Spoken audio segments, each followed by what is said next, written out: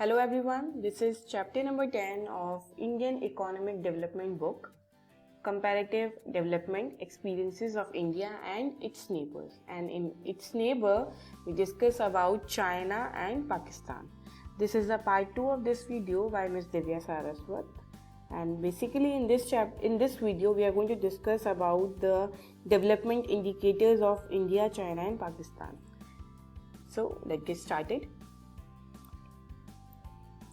Topics to be covered through this video are comparative study between these countries, India, China and Pakistan, and how we are going to compare them regarding demographic profile, GDP and sectors, indicators of human development.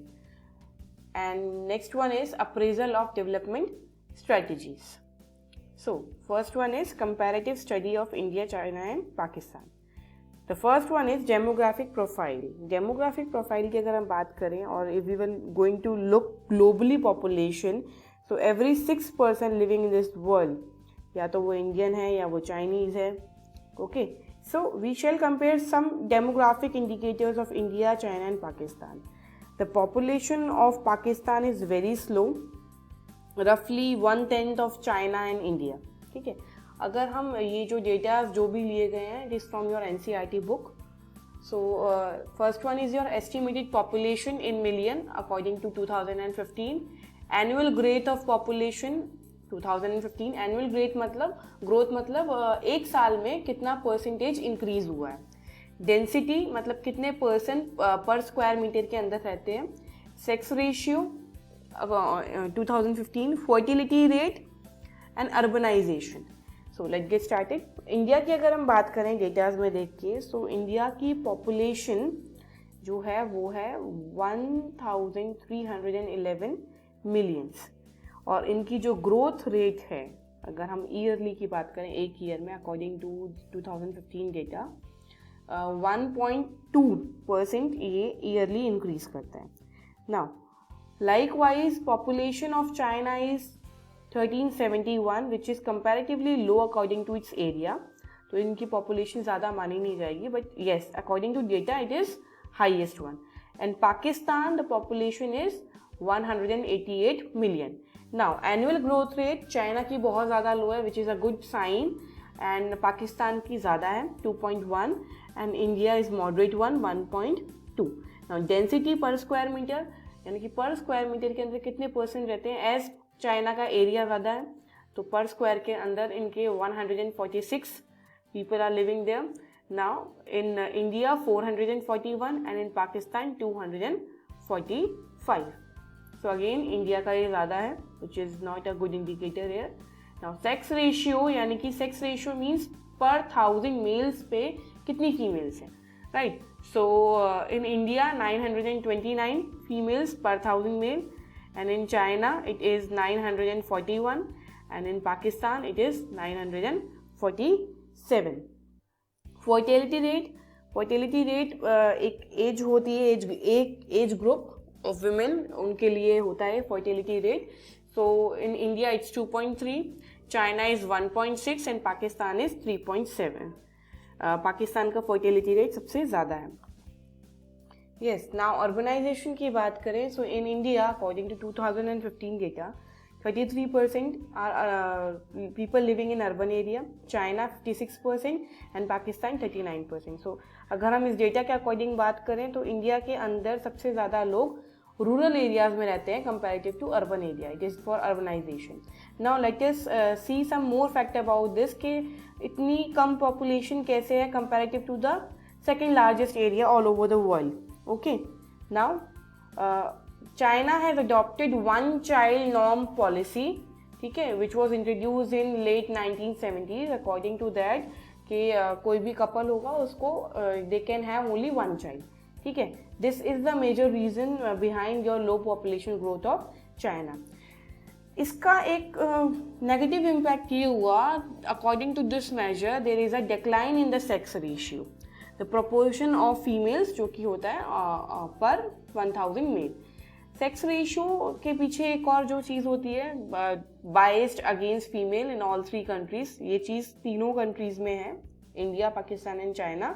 They are biased against female in all three countries, son की ज़्यादा preference रखते हैं ये. Now after that जब ये बहुत ज़्यादा decline होने लगी पॉपुलेशन एंड जो सेक्स रेशियो है वो भी कहीं ना कहीं डिस्टर्ब हो गया अकॉर्डिंग टू दैट. सो उन्होंने क्या करा, एक चीज़ और बहुत ज़्यादा ऑब्जर्व हुई कि वहाँ पर एल्डर लोग ज़्यादा हो गए थे comparative to young people due to that. ठीक है, क्योंकि सेक्स रेशियो कहीं ना कहीं डिसबैलेंस हो गया था. This led China to allow couples to have 2 children. तब उन्होंने उस चीज़ को अलाउ करा. Now they can have instead of 1 they can have 2 children so that they can balance the sex ratio. Now, second indicator is of gross domestic product and sectors. So, gross domestic product से पहले एक बार हम purchasing power parity समझ लेते हैं.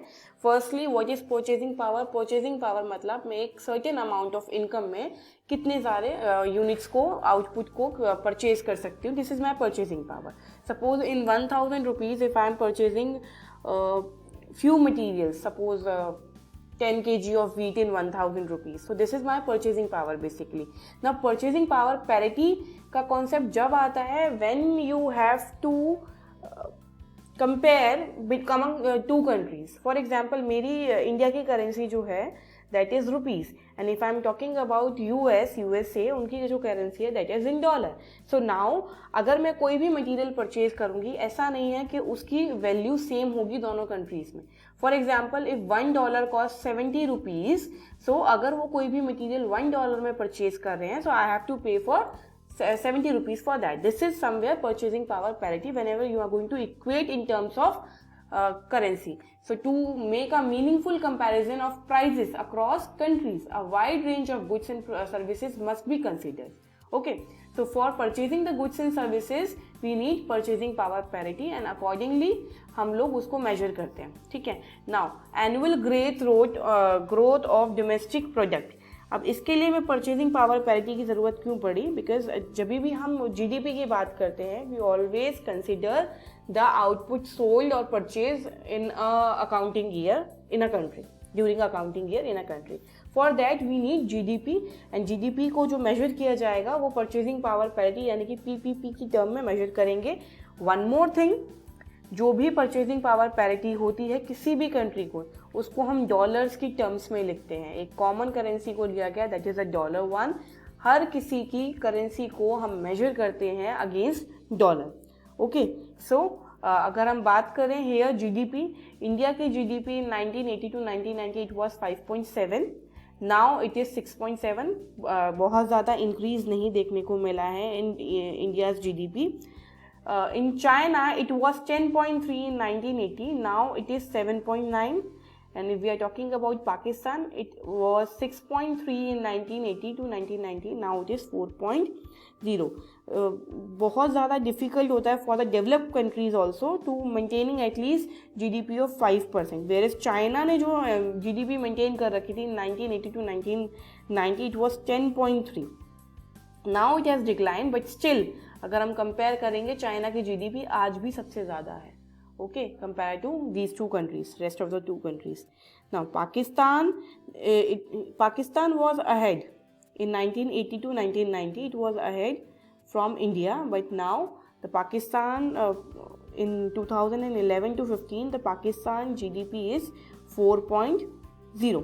There is a huge decline in that. So now let us, China has the second largest in GDP. Dollars की term में है 19.8 trillion. India's GDP according to purchasing power parity is $8.07 trillion, which is about 40%. It is about 40% of China's GDP, and Pakistan की GDP is 0.94 trillion, which is for around roughly 12% of India's GDP. So in 2011 to 15, there has been decline in India and China's growth rate, whereas Pakistan met with drastic decline. वहाँ तो decline था, लेकिन पाकिस्तान के GDP rate में drastic decline था at 4%. The reform processes introduced in 1988 in Pakistan and political instability over a long period of time. ये reason बताया गया according to scholars जीडीपी को डिक्लाइन होने का, जीडीपी का पाकिस्तान का डिक्लाइन होने का, कि जो भी रिफॉर्म्स पाकिस्तान में इंट्रोड्यूस हुए थे उसका इफेक्ट ज़्यादा अच्छा नहीं हुआ in Pakistan, and there is also instability in political background. So these are the major reasons of Pakistan's decline of GDP. Now, next one is sectoral share of employment and GDP, मतलब किस sector में कितनी GDP contribution हो रहा है. Second thing is distribution of work force, यानी कि किस सेक्टर में कितनी वर्क फोर्स एंगेज है. फाइन, तो स्टार्ट फ्रॉम फर्स्ट जीडीपी. हम पहले सिर्फ इसी को देखेंगे, इसको नहीं देखेंगे. सो इसके अंदर कंट्रीब्यूशन टू जीडीपी, एग्रीकल्चर का कंट्रीब्यूशन इंडिया में 17% है जीडीपी का, China is 9% and Pakistan is 25%. अगर मैं इंडस्ट्री की बात करूँ, in industry India is 30%, China is 43% and Pakistan is 21%. Agriculture में China is ahead in agriculture में Pakistan is ahead, and in industry China is ahead. And according to service sector की बात करें तो सर्विस सेक्टर में almost India and Pakistan are same and China थोड़ा सा पीछे है. So in service sector India's contribution of GDP is 53, China is 48 and Pakistan is 54. Now come to distribution of workforce. India का जो पॉपुलेशन का workforce मतलब जो प्रेजेंटली दे आर वर्किंग, ठीक है. सो इंडिया के 50% of workforce is engage in agriculture, where is Pakistan is 43% engage in agriculture. अगर हम देखें तो इंडिया के 50% वर्कफोर्स होने के बाद भी सिर्फ हम 17% जीडीपी में कंट्रीब्यूट करते हैं, वेयर इज पाकिस्तान 43% वर्कफोर्स होने के बाद भी 25% कंट्रीब्यूट करता है. चाइना की वर्कफोर्स इन्वॉल्व है only 28% in agriculture. Now industry, India is 21%, China is 29% and Pakistan is 23%. China की वर्कफोर्स इसमें ज़्यादा है. Service sector, India is 29%, China is 43% and Pakistan is 24%. Again, China is ahead here. Now, in the last 3 decades, the growth of agriculture sector, which employs the largest proportion of workforce in all the 3 countries, had declined. ये observe किया गया कि तीनों countries की agriculture sector में जितने लोग पहले काम करते थे, द वर्कफोर्स जो पहले एग्जिस्ट करती थी, नाउ इट्स डिक्लाइन, अब उतने लोग नहीं हैं. सेकेंडली, इंडस्ट्रियल सेक्टर, चाइना ने कंपैरेटिवली मेंटेन कर रखा है ग्रोथ रेट डबल, ठीक है, where as in India and Pakistan industrial sector में उनका ग्रोथ रेट डिक्लाइन हुआ है. In case of service sector की बात करें, China was able to rise it rate of growth during 1980 to 2015. China का सर्विस सेक्टर के अंदर ग्रोथ रेट इंक्रीज हुआ है, where as India and Pakistan stagnant with this service sector. So there is China की बात करें तो चाइना ने कहीं ना कहीं इसमें कंट्रीब्यूशन शो किया है अपना, ठीक है.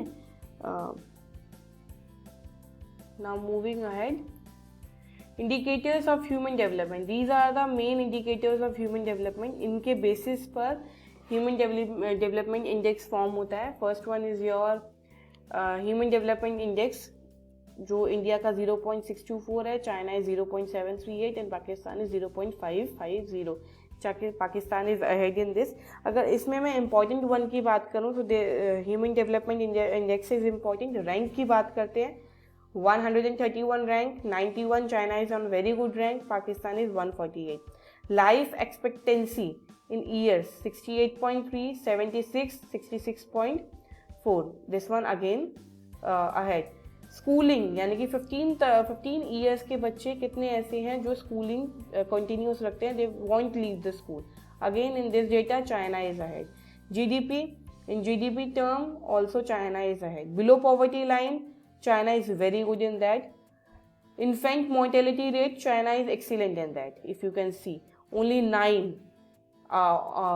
out of 100, ठीक है, infant mortality rate. Whereas Pakistan is ahead, जो पाकिस्तान का बहुत ज़्यादा वर्स है.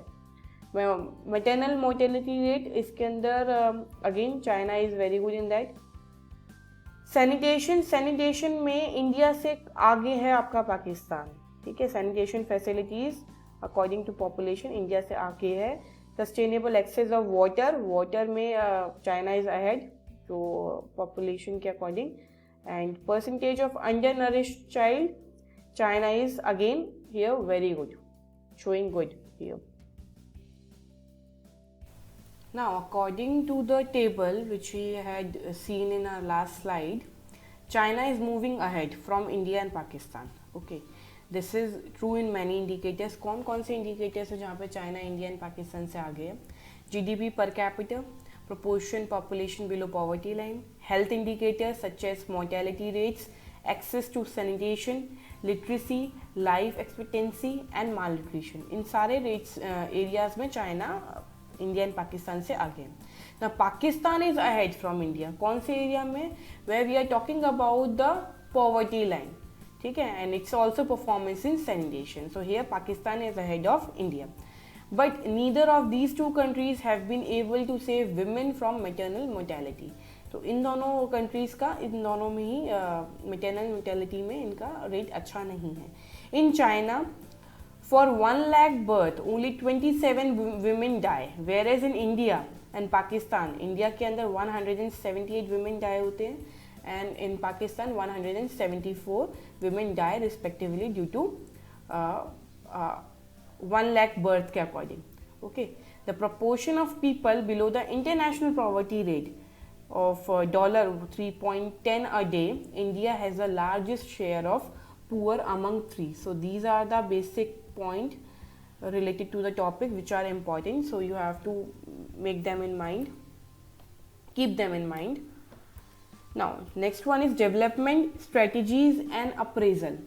So it is common to find development strategies of a country as a model of others. ठीक है, it's particularly evident after the introduction of reform process. तो post reform, pre reform, इन सारी चीज़ों के बारे में हम डिस्कस करते हैं. रिफॉर्म्स जो इनिशिएट हुए थे in China in 1978 and in Pakistan 1988. India के अंदर तो हम ऑलरेडी पढ़ चुके हैं, NEP which is 1991. Now China pre reform period में कैसा था? Why China introduce structural reform in 1978.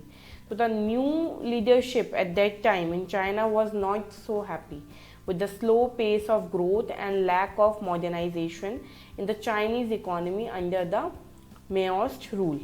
तो कहीं ना कहीं जो जिसके बारे में हमने पढ़ा था, माओ, ठीक है, माओस्ट रूल. तो माओ के जो भी रूल्स थे उसके अकॉर्डिंग चाइना की जो इकोनॉमी थी वो ज़्यादा अच्छी नहीं रही, जिसकी वजह से उनको अब रिफॉर्म्स चाहिए था. They felt that Maoist vision of economic development based on decentralisation, ठीक है, self sufficiency and shunning of foreign technology, good capital had failed. तो वहाँ पर उन लोगों ने सारी ये चीज़ें फील करी. Despite extensive land reform, collectivisation, the great leap forward भी कहीं ना कहीं उसके अंदर ड्रॉट की सिचुएशन आ गई थी. एंड अदर इनिशिएटिव, द पर कैपिटा ग्रेन आउटपुट 1978 में उतना ही था जितना मिड ऑफ 1950s में था.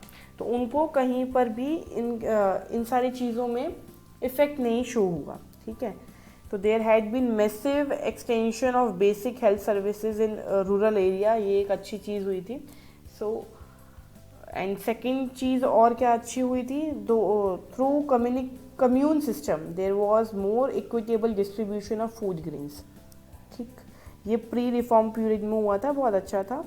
एंड जो चीज़ें नेगेटिव थी वो हमने डिस्कस कर ली.